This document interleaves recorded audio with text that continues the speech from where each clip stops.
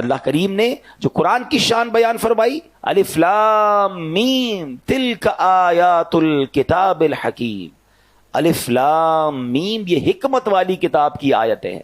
یعنی قرآن کریم کی پہلی شان تو یہ ہے کہ ہر لفظ حکمت بھرا ہے، ہر لفظ میں خزانے ہیں. اور آگے ارشاد فرمایا ہدن یعنی ہدایت.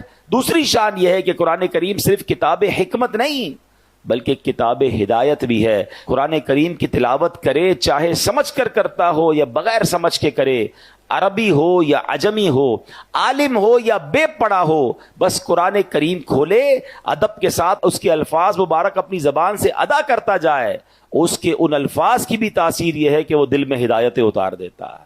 سمجھ نہ بھی آئے تو تلاوت قرآن امپیکٹ رکھتی ہے. آج بھی آپ دیکھ لیں، ہم میں بہت سارے ایسے لوگ ہیں جن کو قرآن سمجھ نہیں آتا، لیکن کوئی بہترین قاری تلاوت کرے، کوئی بہترین قاری تراویح میں پڑھ رہا ہو تو قرآن سنتے جائیں تو دل نرم ہو جاتا ہے، آنکھوں سے آنسو نکلنا شروع ہو جاتے ہیں. اٹ مینز قرآن دل پر براہ راست اثر کرتا ہے. اور آگے فرمایا وَرَحْمَةً لِّلْمُحْسِنِينَ، اور رحمت ہیں نیکوں کے لیے. تو قرآن کریم کی تیسری شان کیا ہے؟ جو اول تا آخر رحمت ہی رحمت ہے.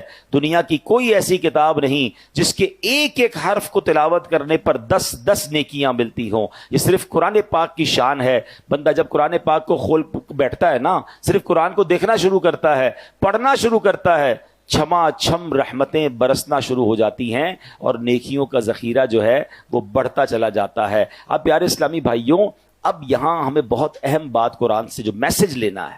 آج ہم میں سے بہت سارے لوگ کچھ نہ کچھ پڑھ رہے ہوتے ہیں، کچھ کتاب سے پڑھ رہے ہوتے ہیں، کچھ فیس بک پہ پڑھ رہے ہوتے ہیں، کوئی یوٹیوب پہ دیکھ رہے ہوتے ہیں، کچھ سوشل میڈیا پوسٹیں ہماری نظروں سے آ رہی ہوتی ہیں، گھنٹوں ہمارا کچھ نہ کچھ ہماری آنکھوں کے سامنے سے گزرتا ہے، لوگ پڑھ رہے ہوتے ہیں.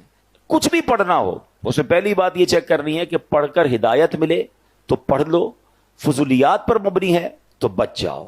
جو پڑھ رہے ہو اس سے حکمت و نصیحت ملتی ہے تو پڑھ لو، فضولیات ہیں، گمراہی آتی ہے، نیکی سے دور ہو جاؤ گے، اس سے بچ جاؤ. اگر اسے پڑھ کر ثواب ملنے کی امید ہے تو پڑھ لو، اور ثواب ملنے کی امید نہیں بلکہ گناہ کی امید ہے، اس سے بچ جاؤ. تو اب یہ کلیہ سامنے رکھ لیں کہ کیا دیکھنا ہے، کیا سننا ہے، کیا نہیں سننا، کیا پڑھنا ہے، کیا نہیں پڑھنا.